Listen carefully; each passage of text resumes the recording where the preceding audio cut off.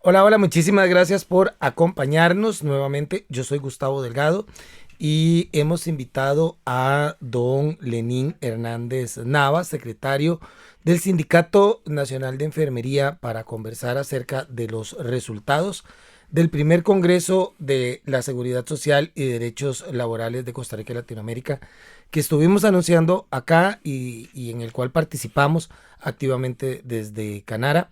Gracias, don Lenín, por acompañarnos. ¿Cómo le va? Muy buenas tardes, Gustavo. Más bien un honor estar de nuevo por acá y agradecer a Canara todo el apoyo que nos han brindado para lograr este primer Congreso Internacional sobre Seguridad Social y Derechos Laborales. De verdad, muy agradecidos a Canara y a otros medios de comunicación que estuvieron muy pendientes de esta gran actividad que tuvimos. Maravilloso. Don Lenín, hablemos, tal vez retrocedamos un poquito para hablar acerca de la motivación con que los llevó a ustedes a llevar a cabo esta actividad. Sí, vamos a ver, tomando en consideración que no solamente en nuestro país está en una grave situación política, donde se está perdiendo la certeza y seguridad jurídica y donde de repente se ha perdido la noción de la importancia de la seguridad social, es que en algún momento tuvimos la oportunidad de conversar con algunos liderazgos a nivel de Centroamérica, México y el Caribe, de la importancia de hacer una actividad de esta naturaleza para poder retroalimentarnos, para poder, entre nuestras experiencias, entre nuestros conocimientos y, y un espacio compartido, plural, como este Congreso, de repente podíamos sacar conclusiones importantes para ayudarnos mutuamente. Ese fue el objetivo de este Congreso, que se basó en 2 días, uno sobre derechos laborales y el segundo día sobre seguridad social.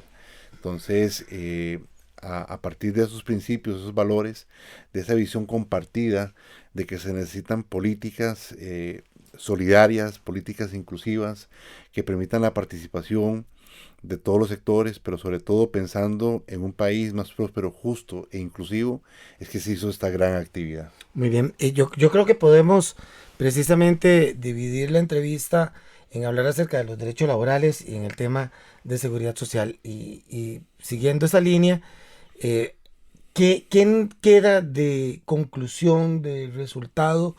eh, Todas estas exposiciones, todo este análisis con respecto a lo que estamos viviendo en nuestro país, con respecto a la seguridad social, uno de los grandes pilares de la democracia costarricense, el bienestar de nuestro país. En primera instancia diría, Gustavo, si me lo permitís, que los temas que se escogieron en el Congreso tratamos de hacerlo de forma integral. Es Ujú. decir, cuando hablamos de derechos laborales, no solamente es alzar la mano sobre los derechos que tiene el trabajador o la trabajadora, sino toda esa integralidad y esa corresponsabilidad que tiene el trabajador y el empresario y la empresa, porque sin empresa no hay trabajadores, sin trabajadores no hay empresa. Entonces se ocupa ese equilibrio para precisamente tener un desarrollo económico y social en armonía.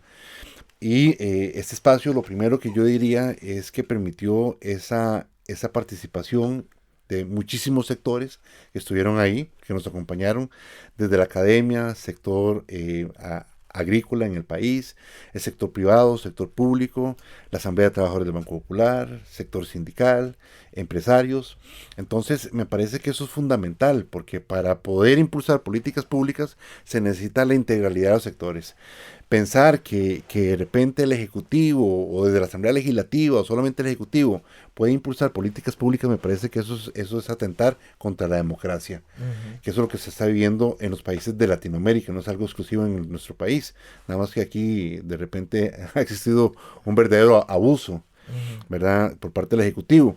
Pero yo diría que ese es el primer elemento. El segundo elemento me parece que nos llevamos todos es que a través del diálogo y la concertación sí es posible construir políticas públicas. Y menciono lo que está ocurriendo en México, en donde en ese mutuo acuerdo entre el Estado, empresarios y los trabajadores se están impulsando políticas públicas en equilibrio y en apego a países como la OCDE. El otro elemento sobre esa integralidad de temas que se escogieron, por ejemplo, está uno que llamó poderosamente la atención, que fue el tema que abordó don Welmer Ramos, que es el endeudamiento de los trabajadores. Poner en perspectiva que en este momento se tienen más de 700,000 personas en procesos de cobro judicial, escuchen muy bien, más de 700,000 personas, eso es grosero, casi que criminal, y cuando nos damos cuenta que un 30% de las familias están altamente endeudadas y que los préstamos, ¿verdad?, de entidades financieras van para créditos de consumo, o sea, es decir, para el diario vivir, quiere decir que algo está muy mal en el desarrollo económico del país. No están pidiendo créditos para abrir micro, pequeñas, medianas empresas, ni tampoco para el emprendedurismo. Entonces, cuando uno ve los números que de repente tira el Ejecutivo, en esos números de macroeconomía, esto no va en apego a lo que estamos viviendo los costarricenses cuando vamos al supermercado, cuando de repente, y los invito para que hagan ese análisis, vamos al supermercado y en la noche, ¿verdad?, tipo 7, 8 de la noche, ustedes ven los carritos llenos de consumo, ¿verdad? De productos, ¿verdad? De productos que la gente de repente no pudo llevar. Y uno dirá de repente, mira, es que son artículos de lujo. No, estamos hablando de arroz, de atún, sí, de salsa de tomate. De primera necesidad. ¿Verdad? Son de primera necesidad. ¿Y qué está pasando con el costarricense? Está pasando la tarjeta de crédito. Entonces, eso que está sucediendo es criminal, y más cuando existen políticas que no van acompañando al trabajador o a la trabajadora. Y el otro elemento que se expuso muy bien durante los días de Congreso fue la necesidad de abrazar, acuerpar, apoyar un 100% al trabajador independiente. Y aquí hay que dividir lo que es el trabajador independiente y la informalidad, que casi van cayendo en el mismo hueco. Pero estamos hablando de más de 700,000 personas como trabajadores independientes, y si sumamos los trabajadores y trabajadoras que están en la formalidad, casi llegamos al 1,000,000 de personas. Es decir, costarricenses, hombres y mujeres que la están pulseando todos los días para ver si llevan el plato de comida a sus hogares. Entonces, de esos temas se logró abordar, y por cierto, fueron temas que fueron muy bien recibidos por la data que se manejó por parte de otros países que hicieron un check, como que está pasando también en los países de Centroamérica. Y menciono un último tema, si me lo permiten, porque lo expuso muy bien la presidenta del Colegio de Periodistas, doña Yanancy Noguera, el tema de cómo estamos en deuda con el trabajador, y la trabajadora, en este caso la trabajadora de género, el tema de la mujer, la discriminación hacia la mujer. Es decir, los efectos de la pandemia creo que todavía subsisten en el país, y hay una discriminación por el tema de género, y me parece que es un tema que siempre debe de abordarse, pero por supuesto debe sensibilizarse para impulsar aquellas políticas públicas a favor de las mujeres. Muy bien, son dos temas muy profundos, muy complejos, que reúnen muchas aristas.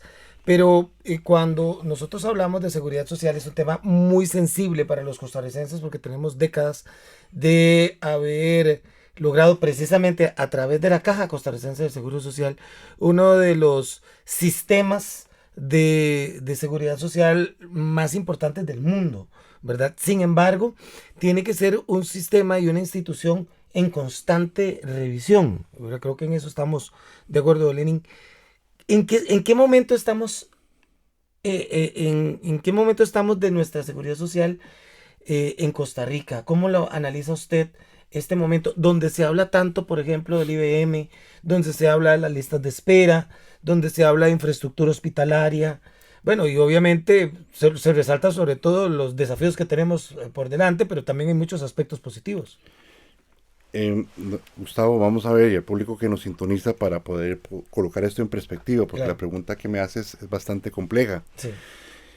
Sin embargo, yo apunto hacia un primer elemento que es fundamental en esto, y me tocó de repente un espacio que se le reservó especialmente al presidente de la República, don Rodrigo Chávez, para que llegara y pudiésemos discutir, debatir, y bajo un marco democrático, con responsabilidad y con mucho respeto, porque los costarricenses estamos acostumbrados a eso, a dialogar y proponer, y sobre todo a respetar los criterios distintos. Eso fomenta y fortalece la democracia. El señor presidente decidió no asistir, se le respeta, pero no fue. El punto es que no fue. ¿Y por qué menciono esto, Gustavo? Y es muy importante, porque en este congreso logramos evidenciar, demostrar a todas las personas y pueden revisarlo, por cierto, en nuestra plataforma, que ahí están los videos, cómo el Estado y sobre todo el actual gobierno tiene una enorme deuda con la seguridad social. Estamos hablando de la responsabilidad de este gobierno en los últimos 3 años. ¿Por qué? Porque estarle debiendo a la institución, tanto el seguro de salud como el seguro de pensiones, y coloquemos esto en dólares para que la gente lo tenga más claro, que le esté debiendo más de 4.700 millones de dólares por transferencias, por lo que le corresponde al Estado. Disculpen, pero eso es un tema criminal. ¿Por qué? Porque no hay inversión en infraestructura, tecnología, equipamiento, recurso humano. Por eso es que en este momento vemos colapsados el primer nivel de atención, cuando hablamos de EVAIS, clínicas, hospitales regionales, hospitales nacionales.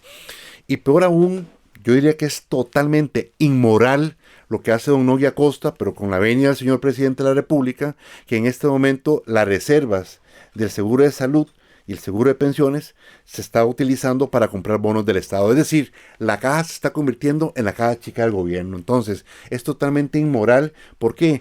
Porque tras que no le paga, ¿verdad? No le paga a la institución, no le paga a todos los costarricenses, el seguro de salud y el seguro de pensiones está utilizando los recursos de todos nosotros. Entonces yo hablaría como un primer elemento este abandono que está haciendo el Estado, porque en este momento quienes están sosteniendo la seguridad social son los trabajadores y los patronos. Mientras aquí ocupamos acuerpar al trabajador independiente, ¿verdad? El actual gobierno se ha encargado más bien de financiar la institución. Ok.